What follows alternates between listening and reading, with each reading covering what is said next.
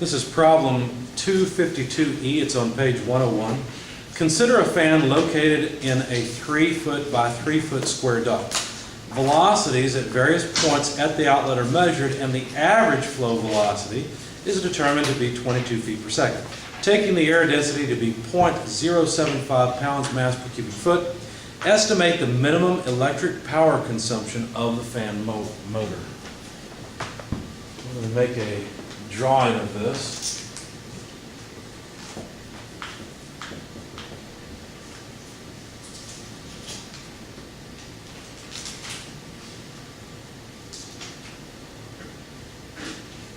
Okay, let's see. Here's the ductwork,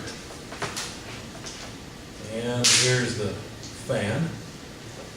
And I'll take the system to be the air in the ductwork, and initially I'll take it to end here. We'll have to modify that in a moment. So this is a 3-foot by 3-foot duct. And we know that the velocity exiting is an average of 22 feet per second. Now the air density, 0.075 pounds mass per cubic foot. And we're supposed to figure out how much fan power there is. So we want to know the rate at which we have to put work into the system to get this to happen. Okay. All right, so we've seen the energy balance, and of course that's what we'll have to use, because if you think about it, where does all the power go that goes into this fan? Into the air, right? It goes into kinetic energy of the air. We're not compressing the air. The air is at atmospheric pressure before and after the fan. So since we're not compressing it, well, then it's just the kinetic energy that we're interested in. So let's write down the energy balance. Now, what kind of energy balance should we use? Well, since we want power, we probably ought to choose one that has power in it. Go to the back of chapter 2, please. And as I've said in 220, what I like about this author is that he typically has all the equations you need at the back of the chapter. And really he does, it's just not really easy to see. So instead, what I'm going to do is point out what I wish he had at the back of this chapter in the text, because I think this is something you should either write down or note where it's at, or even copy it to the back of the chapter. Let's see, the one I prefer,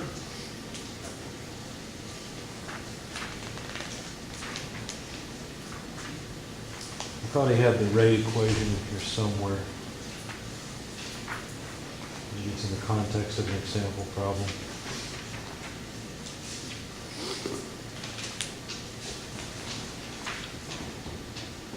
Well, one equation that is not quite what we need. On page 73, equation 234, even though it's not highlighted, is a good equation. I was looking for one in rate form, but he doesn't have that in the text. So you may want to copy this equation down.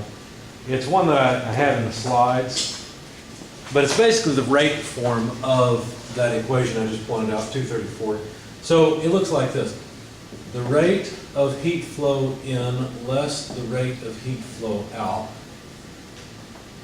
plus, and I'm going to run out of space. Let's try that down here. The rate of heat flow in less the rate of heat flow out plus the rate at which power flows in the form of work less the rate at which it flows out plus the rate at which mass carries energy into the system less the rate at which mass carries energy out is equal to the mass flow rate multiplied by the change in energy of the flowing mass as it goes from one state to the next, plus, and this is just the thermal energy, plus the kinetic energy change. Do you have energy minus itself? Yeah, it should make the E minus out. Should be out, thanks. make that mistake, I didn't know I didn't. Okay? Plus the change in potential energy per unit mass. And there's our equation. Basically what we're saying is that we've got this system here, and the air, as it flows from state 1 to state 2, will ideally change its energy. Okay? We have to be careful here, because if you stop and think about it, you realize if the air is leaving here at 22 feet per second, it's coming in here at 22 feet per second, and it looks like there's no change. So what we have to do is actually expand this and say, well, the only reason air is coming in is because it's been accelerated by the fan, right? Now, technically, you could say actually all the fan does is force air to move from here to here, and it's actually the atmosphere that does work to push it in. But the fan's doing work against the atmosphere. We can think about it this way, and it'll make sense. Imagine more air that's not moving, okay? And basically that air moves because of the fan. What V are you using there? Where? Here? Yes. This is a script V, and I mean velocity by that. Good question. Anything else? So anytime you see kinetic energy, we're going to use velocity in the kinetic energy. Now, considering the system, is there any heat flow into or out of the system? No, this is not a hair dryer, right? So there's no heat flow into or out of the system. By the way, this is the equation I'd suggest you write at the back of your book for a steady flow equation. How about work? Is there any work flowing into the system? I should hope so. That's what this is, right? How about any work flowing out of the system? No. Now, how about energy carried in by the mass or energy carried out by the mass? Well, this is where it gets a little bit confusing, because this energy, the energy that the mass can carry, it could carry kinetic energy, right? But I don't want to count it in two places, so I'm just going to leave it on this side and say there's a change in the energy of the air across the system. Okay? And as far as thermal energy goes, there's really no significant change in the thermal energy of the system, and so these other terms will cross off. Further, there's really no change in elevation, so that term goes away. This is pretty common. When you have an energy balance that's this big, usually what will happen is a bunch of terms cross off. You don't have to worry about them all. So let me write down the energy balance over here that we're left with. Power flow rate in is the only term that survives on the left-hand side, equals the mass flow rate of the air through this system multiplied by the kinetic energy change of the air. I already got it in there.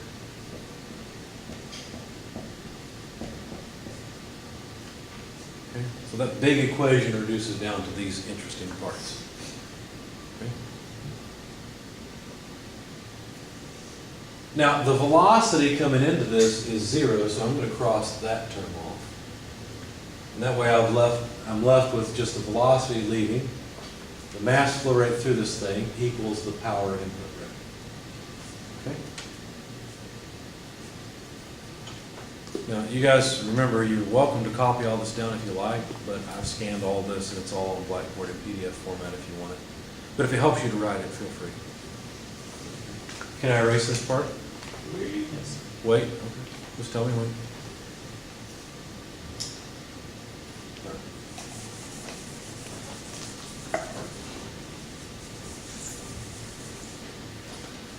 All right, so we look at this, we've got a few problems. The velocity is not one of them, that's known. How about the mass flow rate? Well, we weren't told that. So we have to calculate the mass flow rate. Now, the mass flow rate, m dot, you may remember from 220 that the equation goes like this.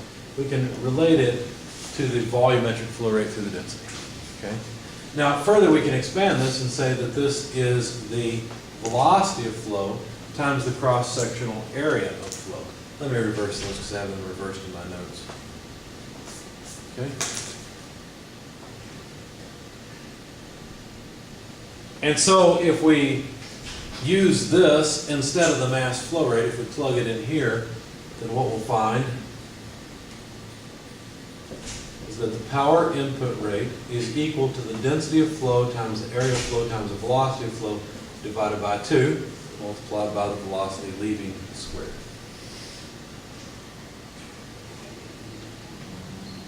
Okay? Now, what velocity of flow would this be? It would just be V2, isn't it? Right? So we could take this to be rho A over 2, V2 cubed. Is it minus V2? Minus, no, it's not, are you talking about up here or down here? Right there. Right here, it is not minus V2. This V2 squared is multiplied by that. Okay. So this is just a bar. Good question. Anything else? Right. So now we should be able to calculate it. It's just numbers now. Power input equals the density of air. We were given that, 0.075 pounds mass per cubic foot. Would it be okay to put pounds force per cubic foot? Would that work? No, because the equation calls for density. It doesn't call for specific weight. So it has to be density. So there's rho. The area, it's just a 3 by 3. You can do that in your head. That's 9 square feet. Right? Divided by 2. And then the velocity of flow is 22 feet per second, but that has to be cubed. The cube is going to work on the number, and it's going to work on the units. Let's just make our lives easy and take these cubed feet here, cross it off with those cubed feet. Make sense? And then the units we'll be left with will be, let's work on it over here, pound mass feet squared per second cubed. Does that look like power? Not quite yet. Let's see. It's not something we normally use. How about pound mass feet per second squared? That would look familiar, right? So let's see what that looks like. Let's see. Let's separate it out. Let's put this. Let's separate those 2 feet, and let's separate out a second. Now, pound mass foot per second sounds familiar. What is it? Is it a pound force? We've got to get G sub C in there, right? Not G sub C, just the conversion factor, because 1 pound force is actually 32.2 of these. That's what G sub C really says. So what we need to do then is add in a multiplication factor. Let's see, let me divide it out. That way I have some space for it. Let's see, so basically 32.2 pound mass foot per second squared is 1 pound force. Okay, so here's the major division here. And all I'm going to do is invert and multiply. What will happen is the pound mass feet per second squared will cross off. I've copied it over here, so I'm just going to make a note that that's gone. And I've got pounds force instead. Okay. Now, a pound force foot per second squared. What is a pound force foot per second squared? That's a measure of power, isn't it? Because pounds force multiplied by feet. Hey, did you get those vectors? Which? Pounds mass per foot per second, you said was the... A pound mass, good question. A pound mass is a measure of mass. A foot per second squared is acceleration. So mass times acceleration is force, right? Now it's not just 1 pound force. I didn't just say cross off this and I got pounds force. I put the number in the equation so that numerically it would all work out. And I've been careful to make sure, let's see, that the pound mass here is in the numerator of the denominator, and the pound mass here is in the numerator of the numerator. So when I invert and multiply, the pounds mass will cancel and I'll have pounds force. And of course the feet per second squared will cancel also. Okay. Look okay? Good question. It's good to think about these things. But over here I just copied down the pounds force and realized the pound mass foot per second squared was gone. Okay? But a pound force times a foot, well that's force times distance, isn't it? So a pound's force times a foot, that's a measure of energy or work per time, gives us power, right? Now, these units of power are not ones we normally use. What units of power do we normally use in the English system? Horsepower. So we'd like to get horsepower out of this. So how many foot-pounds force per second does it take? It takes 550 to make a horsepower, doesn't it? So now what we need to do is realize this whole mess here would have units of pounds force feet per second, If I want horsepower out of it, I better divide by 550. Make sense? So what does that look like? That looks like this. 1 horsepower per 550 foot-pounds force per second. Now, I've got a lot of stuff here, so let's see if everything actually cancels. Okay, because it should, right? I should be left with horsepower. Okay, let's see. Pound mass here and here goes away. Okay. We've got seconds squared in the denominator of the denominator. We've got seconds cubed in the denominator of the numerator. So that would leave me with 1 over seconds. 1 over seconds in the numerator cancels with 1 over seconds in the denominator. So all of the seconds are gone. Okay, so far so good. How about the pounds force? Well, the pound force is in the denominator of the denominator, and I've got a pounds force here in the numerator of the denominator, so those two go away. What about that last foot, or this foot? Well, this foot's in the numerator of the denominator, so is this, so that's feet squared, and here's feet squared in the numerator of the numerator, so those go away. And sure enough, we're left with horsepower. All this mess, as far as I know, my calculations say, are 0.2 horsepower. Seems anticlimactic now, right, to have one little bitty number? But there it is. So about 1/5 of the horsepower. That's the minimum. Now, in the real world, would the fan motor require more or less than that? Why? Why would it require more? Efficiencies. Sure. Because of inefficiencies. Questions?